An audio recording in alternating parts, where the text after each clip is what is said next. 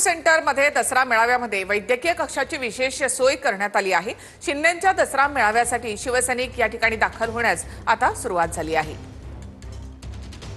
शिवसेना एकनाथ शिंदे यांच्या शिवसेनेचा नेस्को सेंटर मध्ये आज दसरा मेळावा होणार आहे। एकीकडे दसरा मेळाव्याचा सोनं लुटण्यासाठी अनेक शेकडो कार्यकर्ते या ठिकाणी उपस्थित झालेले आहेत, तर दुसरीकडे आपण पाहायला गेलं तर कार्यकर्त्यांना कुठल्याही आरोग्याची कुठल्याही प्रकारची इजा होऊ नये यासाठी शिवसेना एकनाथ शिंदे यांच्याकडनं वैद्यकीय कक्ष उभारण्यात आलेला आहे। आपण पाहू शकता या ठिकाणी मोठ्या प्रमाणात जे डॉक्टर्स असतील किंवा वैद्यकीय कक्षामध्ये लागणारे सिस्टर असतील असे सगळेजण या ठिकाणी उपस्थित आहेत। विचाराचं सोनं लुटण्यासाठी आलेल्या कार्यकर्त्यांना कुठल्याही प्रकारचा शारीरिक धोका होऊ नये किंवा शारीरिक आरोग्याला त्यांना कुठलीही इजा होऊ नये याची देखील काळजी या मेळाव्यामध्ये घेण्यात आलेली आहे। कॅमेरा पर्सन योगेश सावंतसह सुनील जाधव, TV9 मराठी, मुंबई। तर नेस्को सेंटर मधला हा शिंदेंचा मेळावा याची तयारी आपण या ठिकाणी पाहतोय। स्टेज पूर्णतः भगव्या रंगाचं या ठिकाणी आहे। शिवसेनेचा दसरा मेळावा, बाळासाहेब ठाकरे यांचे कटआउट्स या ठिकाणी लागलेले आहेत। तर शिंदे गटाच्या नेत्यांनी काय या सगळ्या संदर्भात प्रतिक्रिया दिलेल्या आहेत त्याही आपण पाहूया।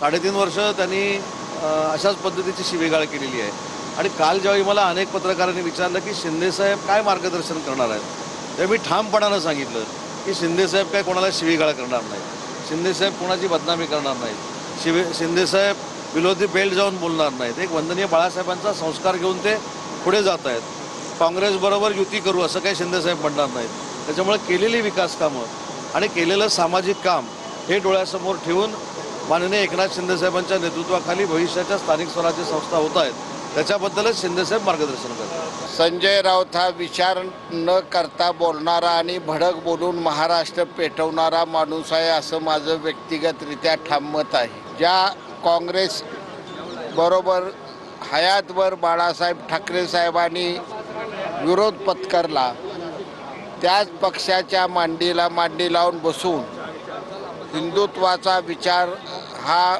मुळात राऊत ज्या शिवसेनेत आहेत त्या राऊताच्या शिवसेनेनं सोडून दिला। त्यांना उत्तर महाराष्ट्राच्या जनतेने विधानसभेच्या इलेक्शनला दिलेलं आहे। त्यांची जी धुळधाड उडालेली आहे त्याच्यामुळे आता ना घरका ना घाटका अशी त्यांची अवस्था झाली।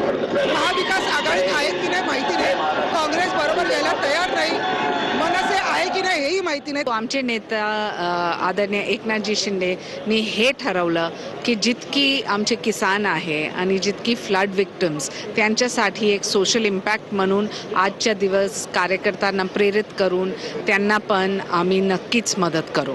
बघा, संजय राऊत साहेब जे म्हणतात, पूर्वी आम्ही 2.5 वर्ष तर आम्हालाही म्हणजे युवा म्हणून आम्हालाही वाटत होतं की ज्येष्ठ आहेत त्यांच्यावर टीका करायला नको, पण आता असं वाटायला लागले की संजय राऊत जे म्हणतात त्याच्या म्हणजे साधा कुठलाही कार्यकर्ता जरी असेल त्यांनी सुद्धा त्यांच्यावर बोलू नये, कारण संजय राऊत साहेबांना त्याची आता तरी लेवल राहिलेली नाहीये, कारण त्यांना फक्त आणि फक्त एकनाथ शिंदे साहेबांनी शिवसेना शिवाय दुसरं काही दिसत नाहीये आणि त्यांनी टीका करत राहावं। लोकांना एंटरटेनमेंट मिळतंय, ते एंटरटेनमेंट आम्ही सुद्धा पाहतोय आणि नक्कीच संजय राऊत साहेबांना आम्ही मनापासून शुभेच्छा देतो।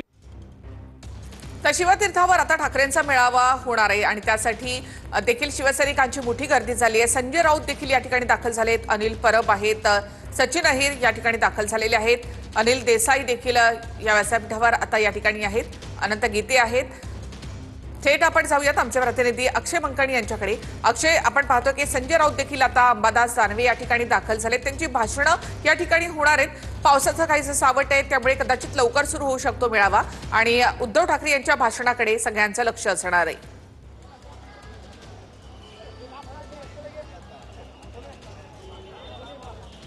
नक्कीच निखिला, सध्या शिवतीर्थावरती शिवसैनिकांची गर्दी जी आहे ती जमण्यास सुरुवात झालेली आहे आणि राज्यभरातून कानाकोपऱ्यातून शिवसैनिक जे आहेत ते शिवतीर्थावरती आलेले आहेत। थोड्याच वेळात शिवतीर्थावरती शिवसेना उद्धव बाळासाहेब ठाकरे पक्षाचा दसरा मेळाव्याला सुरुवात होईल आणि शिवतीर्थावरती आज उद्धव ठाकरेंची तोफ धडाडणार आहे आणि या सगळ्या उद्धव ठाकरेंच्या भाषणामध्ये मनसे सोबत काही राजकीय युतीच्या संदर्भात उद्धव ठाकरे काही भाष्य करणार आहे का हे देखील पाहणं तितकंच महत्त्वाचं ठरणार आहे। परंतु एकीकडे राज्यामध्ये अतिवृष्टी झालेली आहे आणि अतिवृष्टीमध्ये अडकलेल्या शेतकऱ्यांना मदत करण्याचं आव्हान जे आहे ते उद्धव ठाकरे यांच्या पक्षाकडनं सुद्धा केलं जात आहे आणि सरकारला देखील विरोधी पक्ष म्हणून उद्धव बाळासाहेब ठाकरे पक्षाकडनं 50,000 हेक्टरी शेतकऱ्यांना मदत दिली जावी याकरता मागणी जी आहे ती केली जाते आणि ठिकठिकाणी त्यांच्याकडनं आंदोलनं देखील होताना पाहायला मिळत आहेत आणि अशातच शिवसेनेचा दसरा मेळावा हा शिवतीर्थावरती होताना पाहायला मिळतोय। पावसाचं सावट या सगळ्या